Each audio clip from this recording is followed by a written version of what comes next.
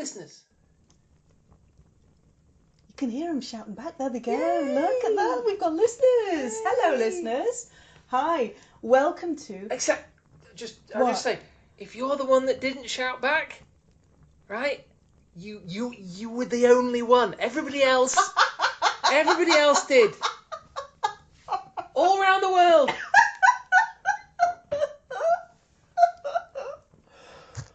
Okay. Take this show on the road.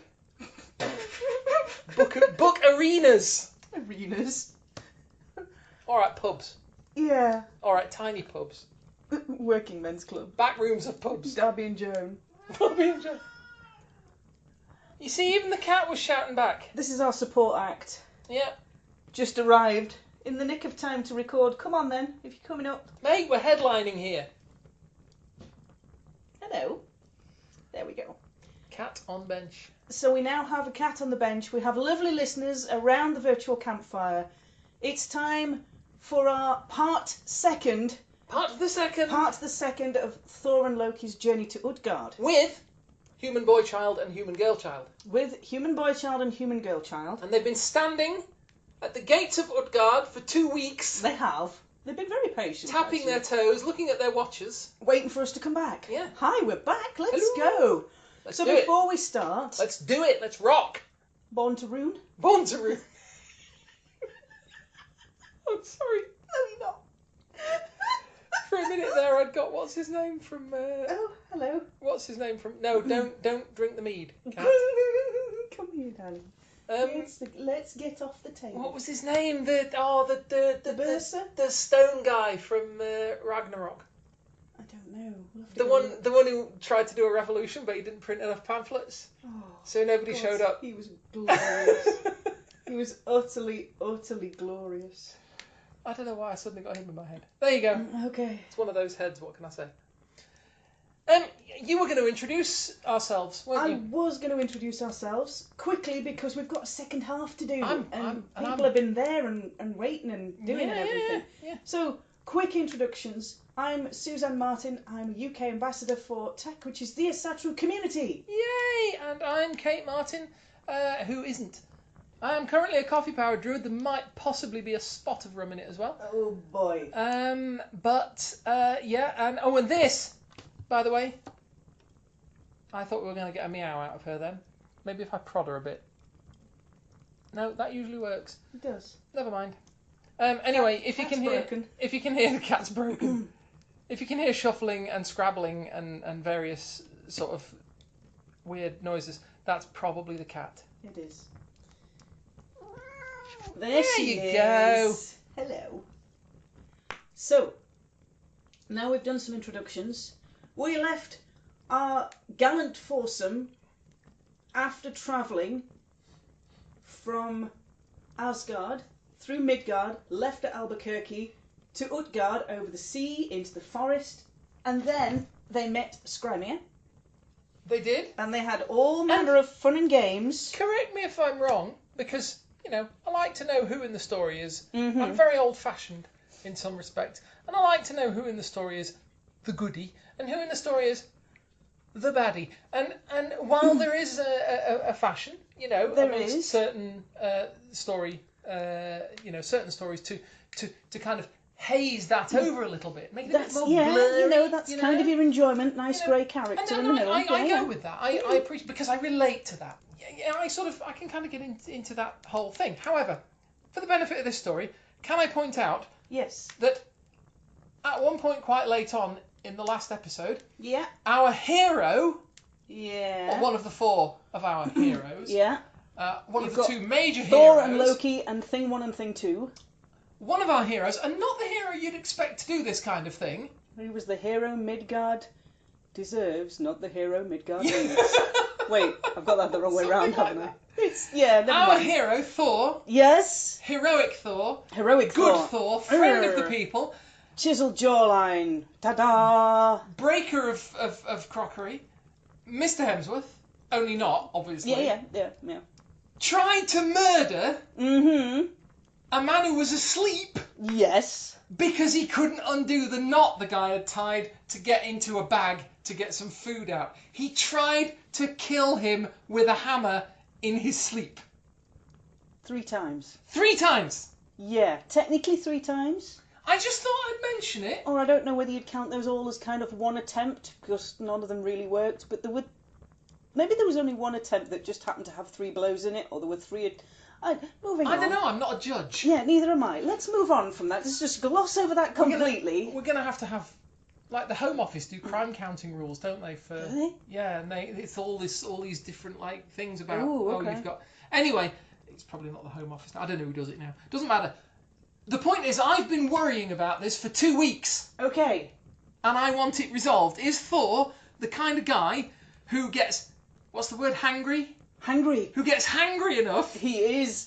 When you won't like me when I'm hangry. When deprived of food. Yes. To try to bludgeon a poor innocent guy to death. Who's helped by carrying his kit all day. Yeah. Yeah. In his sleep.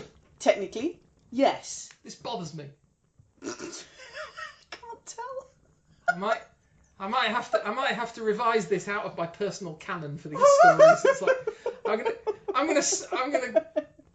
gonna put out angry tweets. I'm gonna do angry tweets and say, whoever wrote this, they've ruined it now. Your life is ruined. It's all ruined. You need the director's cut. Yeah. Thor shot first. Thor shot did though. That's the problem, and he shouldn't have done. This is not the hero. No. This is not the hero we've come to know and love. It is... No, it's not. And it's kind of very... If you read the original tales, it's very gleeful about that point as well. It's very cheerful, like, this is a good thing that Thor is doing, is murdering this guy in his sleep. But moving on, our lovely 2 heroes, Thing 1 and Thing 2, boy child and girl child. They're heroes as well, they're just little heroes. Little heroes. Mini human heroes. Mini human sidekick heroes. Yeah. All 4 of them are at the gates of Utgard. And you kind of have to imagine this is a doorway built for giants to use.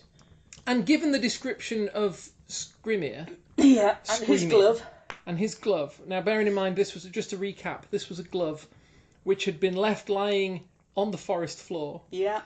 Into which our 4 intrepid adventurers ventured... Could walk into it. Adventured. Yeah. Stood up full. Yeah. Thinking it was a cave. Yeah. And reasoning that the thumb of said glove was a little side cave. Yeah. So we're talking a big glove here. Fairly big glove. Either that or very little gods.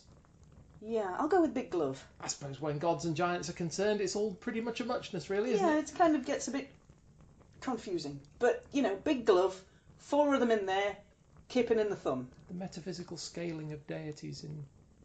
There's a thesis in that. No, there isn't. Okay. That's just, yeah. Well, there probably is, but right now. But the idea is that it's basically foreshadowing the fact that Thor is very small. You've got to imagine 2 heroes plus Thing 1 and Thing 2 stood at the gates of Utgard. The gates are built, or the entranceway is built, the gatehouse of the walls is built for giants, so it's kind of big. A big gatehouse. It's a big gatehouse, and it's locked. But the 4 of them managed to get in. Through a crack in the hinge. Yeah, through sliding under the door kind of thing. Because it's built to keep giants out, not tiny gods. It's built to keep giants out.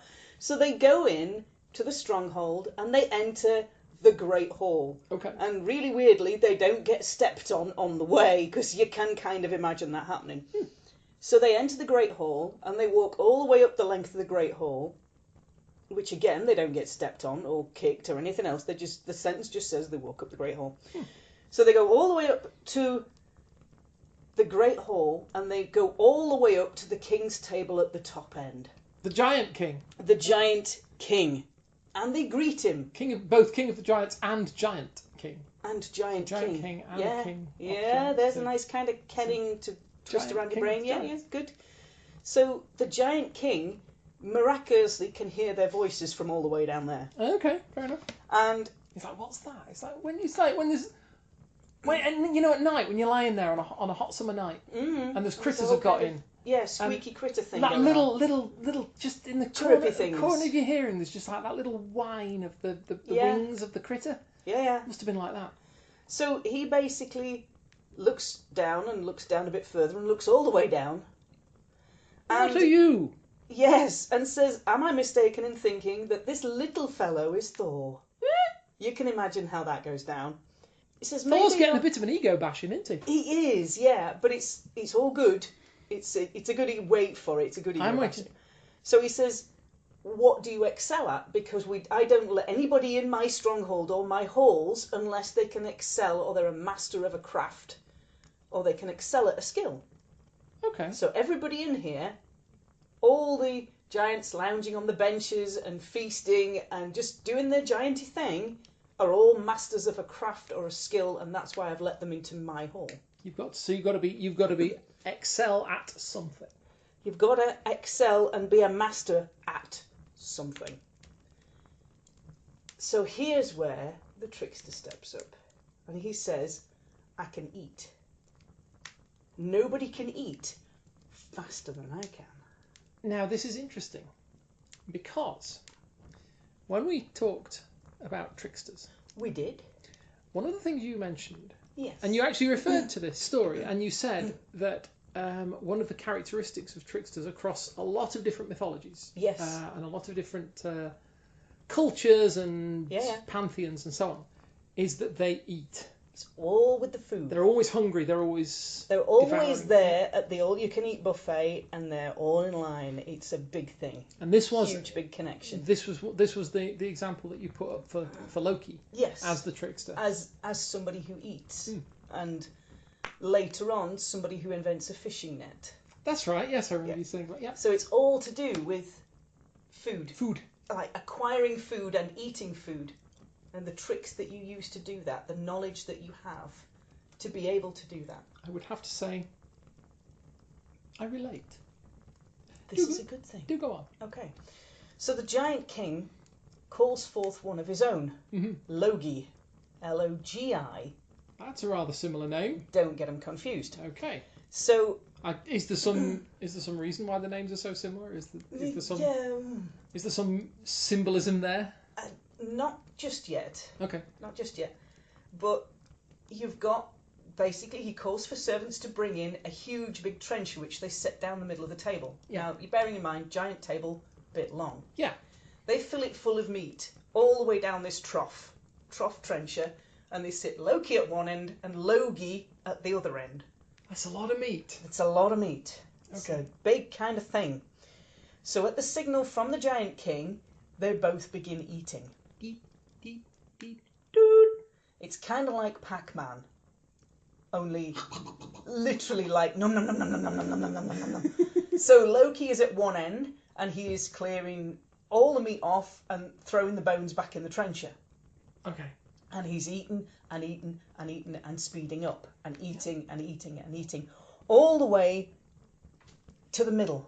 Okay. Where he comes face to face with Logi, who has eaten the meat off the bones, eaten the bones, right, and eaten the wooden trencher as well in the same time. Okay. So the giant king, declares Logi, his man, the winner, because he's clearly eaten. Because he's eaten everything. He's literally eaten everything. He's eaten more than our lad, yeah. Yeah. So the giant king, says, what else can you do? Because you clearly can't eat anything. And that was a bit of a, kind of a poor show for your side, really. So I'll give you another chance. Steam coming out of Thor's ears going, ah. Yeah. So Thalfi. The sympathy second go. Yes. Okay. Thalfi, boy child Thalfi. Boy child Thalfi, yeah. Human servant. The runner. Son of a peasant. Yeah. Human. Yeah. Volunteers to beat somebody in a running race. Runner and eater of bone marrow.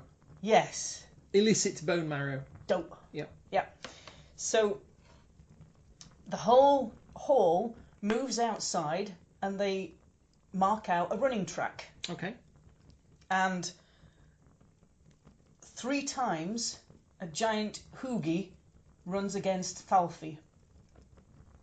And 3 times Thalfi is beaten. Oof. To the point of on the 3rd race, Thalfi's got halfway down the course and Hugi has gone all the way to the end of the course run back to meet him. Oh, that's harsh. Yeah, bit of a Oh, kind that's of, harsh. But but stompy kind of thing. there should have been there should have been a compensatory system in place because huge big giant footsteps, tiny human footsteps. Because if I remember from last episode, it was said that what was his name? Thalfi. Yeah. Thalfi tried to keep up. He was the one that most nearly kept up with Screamir when he was striding across the landscape. So you're never going to beat one that's running. And that wasn't even Screamir was a little guy. He said he woke up. The first thing he said when he woke up when they first met him was, "Hello, I'm Screamir. I'm a small giant. I am a runt." Well, yes, a great and utter one. Bit harsh. I know, but So the king of the giants. So polite. Kind of. Well, yeah, still. The king of the giants then turns to Thor, mighty Thor, and says, "Mate, you're not having a good time of it. 2 for 2, and we've kind of nannered you. So, do you have any skills that you might, entertain our crowd with?" Because they're kind of all wanting to see what the god of thunder and lightning can actually do. Which you'd imagine would be quite a bit. Which you would imagine could be quite a bit. And he says, to make it fair, I'll set you 3 challenges. Rather than I've set everybody else 1 challenge, but, You're the god of thunder. You're the god of thunder and the god of the mighty people and the defender, and you've killed loads of giants, and everybody here is kind of respectful of that. We're going to set you 3 tasks instead of 1. Respectful as opposed to resentful. Possibly a bit of both. Okay, fair enough. So, Thor says basically that he can outdrink anybody in the hall. This is his first... Good skill. First boast. I can outdrink anybody in this hall. Bearing in mind that, giant and the size of Thor and the size of a giant's drinking horn might be a bit enthusiastic. Well, yeah, but, surely, again, they're going to compensate. They're going to... The king of the giants hands Thor a mighty drinking horn and says, basically, most of my adult giants can drain this horn in 1 draught. And the youngest among them, the young ones that haven't been tried in battle yet, the giantlings, the yachtling, can manage it in 2, maybe 2.5, give or take. Okay. So, he also then kind of sneaks a little sideways insult in basically saying, nobody's that feeble in my hall that they can't manage it in 3. Ooh. It's kind of harsh. Ooh, shade. Shady. Big with the shade. So Thor goes, alrighty then, and rolls his sleeves up and grabs hold of his drinking horn, and there's liquid all the way up to the top. And he tips it back and drinks and carries on drinking. And drinking and drinking and drinking and drinking and drinking and drinking until he can't physically do without air anymore. Yeah. And then he sets the horn down thinking, got you this time, you suckers. So he takes a look inside the drinking horn and it's dropped about 1 inch. Oof. And he's like, alright, fine. But I'm having it on this second go. I'm having it on the second swallow. Yeah. I know what my measure of this is now. I can carry on going. Yep. So he upends it again to the great kind of sounds of chug, chug, chug. And drinks. And swallows and drinks and drinks and drinks and drinks and drinks and drinks and drinks and drinks until he can't do without any more air. And he cannot drink anymore. And he drops the horn back down and goes... And it's dropped about another inch. Oh no. And he's like, oh no. This is harsh. And at which point the giants are kind of, they're having a bit of a quiet snigger. They're because chuckling. He's had 2 goes at this now. They're chuckling mockingly. Yeah. Or mocking chucklingly. They're not impressed. I can tell. No. So he tries for a 3rd swallow. You can't, you've got to credit the guy with determination. He's not giving in. Goes and goes and goes and drinks and drinks and drinks and drinks and drinks until he cannot do without any more air. And then he puts the horn down thinking, right, I've got it this time. I know what the measure of it was. And it's dropped another 1/2 inch. So the giants are all kind of having a bit of a quiet giggle and going, oh, dear, never mind. And because they'd already established, like, there's nobody so feeble As can in do the it halls in of 3. Utgard that couldn't have done this in 3. Ignoring all the taunts to kind of carry on until it's gone, he hands the horn back. And goes, right, done with that. Clearly I haven't done it in 3 like I should have done. Don't want to do that anymore. That's a silly challenge. Now. So it's like... So he's kind of Thor's just going, no, I've had my fill of the drinking. Bored of this game. Give me another challenge. So the Giant King goes, all right then, I got a challenge for you. You're going to lift my cat off the floor. Lift? Yes. My cat? Yeah. Off the ground? Uh-huh. A cat? A cat.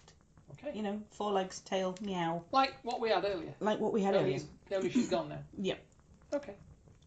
On cue, because it's a story and the cat's quite intelligent, the cat jumps out from underneath the Giant King's chair and plants itself, all 4 paws on the floor, in front of Thor, going, come on then, if you think you're hard enough. Yeah, like that. So Thor puts his entire arm under the cat's belly and lifts. And the cat arches his back. Okay. And not 1 paw leaves the ground. Oh. I mean, I've known cats where they do that slinky thing. Yeah. Where they're so sort of like so sort of like bendy that they just all over. Yeah. You know, you can kind of fluff puddle. Yeah. But this is not that. This is not that. This is a cat basically arching his spine so much that Thor is basically almost stood upright, trying to lift the middle of the cat up. And he's straining and pulling, and the giants are again trying to shade, to not smirk and laugh a little bit. They're having a chuckle. They're having a bit of a chuckle in the corner. Yeah. That Thor can't even lift the cat off the ground, and eventually he manages to force the cat to lift 1 paw off the floor. And the Giant King goes, oh, mate, you're not exactly the mighty Thor, are you? Ooh. I know! You're not as... Oh, somebody's asking for a malleting, aren't they? They are! And he basically is like, mate, you're supposed to be the mighty giant killer. What on earth have you been doing that you can't even lift a cat off the floor? Yeah, you can't. Thor is well knocked. I can imagine. Absolutely angry.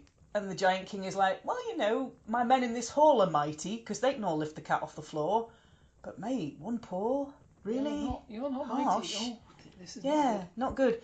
So Thor basically says, yeah, I might be small compared to you lot, but now I'm really, really cheesed off. Give me somebody I can fight, and I will show you how cheesed off I am. Yeah. Well, this is it does give you strength, let's face it. And the Giant King kind of looks at this small dude getting angrier and angrier and angrier and goes, I don't think I can pit any of my men up against you because they'd all think it was cheating because they're much bigger than you are. Will somebody go and find my old nurse? Oh, come on. You can fight her if you like. Would the real Slim Shady please stand up? Please stand up. Please stand up. So the giants have a bit of a giggle. And Thor's like, I don't care who I'm fighting, I just want to fight somebody right now. Yeah, I'll happily mallet an old lady I'll at this just, point. scrim here in the forest, I'm going to mallet this old lady, we're going to go home, I'm going to take my tattered pride out this door, I am gone. Yep. He's really not impressed. So this old woman comes in through the hall, takes like 20 minutes to get from the main door to the throne because she's that kind of doddering around. And Thor's like, is this her? Is this her? Right, I'm having her. Dives on this old woman who basically stands stock still and he kind of just sort of bounces off, which is quite embarrassing. She stands completely firm, completely unshaken, and Thor kind of dusts himself off and has another go. Yeah. And again, dives into her and he's got arms and legs going, He's giving it the whole God of Thunder. And she is not moving an inch. Oof. And in the end, she forces him down to 1 knee. Oh, that's got a smart. That's gonna smart. And the King of the Giants is like, okay, that's enough. I need you to stop now because you've shown your true strength. And I really don't want you challenging anyone else or anything else in this hall. And Thor's like, yo, what? What? Hey? Wait, what? Failed all the challenges? Failed all the challenges. The travellers, the 4 of them, Thor and Loki and Thing 1 and Thing 2, yeah. Thing 1 and Thing 2 are given food and drink and treated as guests and given hospitality for the night and bedding, and they have a bit of a kip and it's all good and groovy. So the next morning, the 4 of them are the first to wake up. I guess if you're in a hall full of sleeping giants, you're not going to get a lot of kip because one of them's snoring and farting and doing an earthquake. You've got a whole hall of them to contend with here. That's a lot of earthquake. That's a lot of earthquake.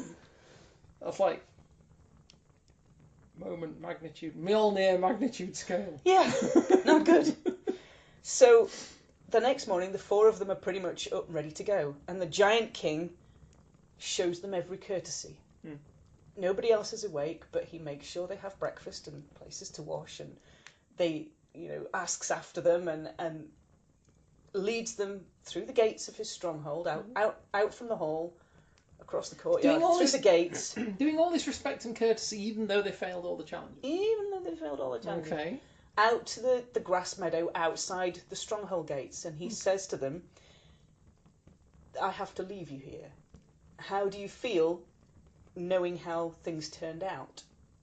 How are you feeling about everything? Peeved?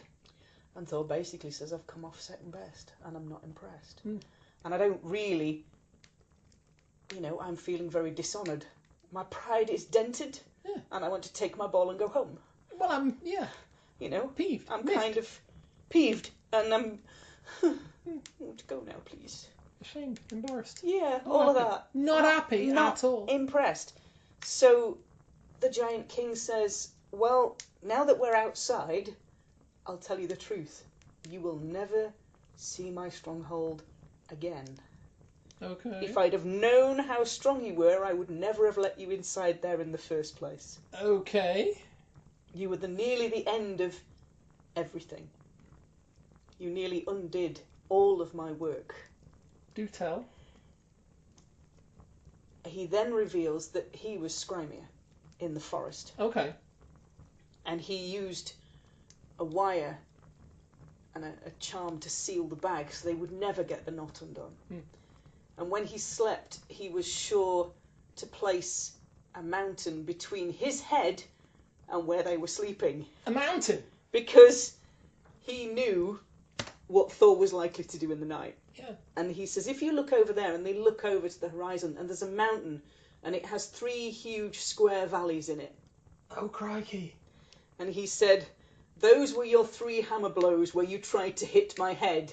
That was the damage you did. I just directed it elsewhere and told you it hadn't hit me, but I could see the damage you were doing to that landscape. God of Thunder? God of Thunder. So he said, in my halls, Loki ate fast, but Logi was wildfire. Okay. And so ate everything. He burned through the trencher and the bones and the meat, and probably the table as well, on his way to the middle. Yeah. When Thalfi ran against my man Hugi, he ran against the speed of thought. That's fast. That's fast. When you, Thor, drank from my drinking horn, you thought that you had failed because you couldn't empty it in 3 drafts. But the other end of that horn connects to the sea. And when you get back to the ocean that separates Utgard and Midgard, you'll see how much you've made the tides recede in your drinking. Crikey. Because you've actually made the waters shallower. It's dropped the ocean sea level. It's dropped the ocean level. And when you came to the cat... That's not good for you, drinking seawater, you know. No, it's not hugely brilliant. When you came to try and pick my cat up, it was the Jormungand. The Jormungand being, if I'm not very much mistaken, the serpent that circles the world. Yes, the serpent that circles the Midgard under the ocean. Crikey. That's a big cat. Yes, Loki's child, the Jormungand. He said, when you raised the back of my cat up, because you were pulling up under its belly and it was arching its back, you raised the Jormungand out of the ocean so far that its back grazed the sky. Oof. And as for my nursemaid, you wrestled old age. And it's a miracle that you withstood them for so long. Yeah. Because she did force you to one knee, but everybody has to fall to old age. So he said, here is where our ways part. Here is where I go back into my stronghold, and I reassure my people that you will never see the inside of my halls again. Ever. I don't ever want you there. So he glamoured the whole thing. He glamoured everything. Thor, by this point, is well cheesed, and he grabs hold of the Mjolnir to swing it into the Giant King. But the Giant King is too fast, and he's already disappeared. And when they look behind them, the city gates have disappeared, and the whole city has gone. That's clever. That's very clever. So the 4 travellers go back to the ocean, cross it back in a boat. Shorter journey. Shorter journey, slightly shorter journey. Cross it in a boat, go back to the farmstead, pick up the war goats. The war goats! And the chariot, and the 4 of them return to Asgard. Wow. Yeah. I love this story. That's a groovy story. Thank you, lovely listeners, for being with us for part 2 of today's tale, which is Thor and Loki's journey to Utgard. And Thing 1 and Thing 2. And Thing 1 and Thing 2. As per usual, we'll leave you some notes in the description so you can go and look at bits and pieces for yourself and have an explore. I'm very glad you could share the tale with us around our virtual campfire. If you would like to find us online, my name's Suzanne Martin. You can find me on Facebook under Suzanne Martin, or you can find me on Twitter at Suzanne Tack, which is TAC. If you want to find me, I have a fairly pointless online existence, but what there is of it, is at my website glassrain.net, which I update occasionally, and which does have links to my social media accounts, but I honestly wouldn't bother. You're welcome to. Please don't think, but it's just, you spare yourself the time. You can do other things. Well, drop us a friend request. Drop us messages. Drop us comments, queries, questions. It's all good. Yes, that's what they're for. That's what this whole social media thing is for. Yeah. Please do get Come in touch. Come and say hi. It would be awesome to hear from you. And we will talk to you all next time when we're going to do a bit of music. Bit of music. Musical. Musical. Music for episode 38, and we'll talk to you all then. Speaking of music,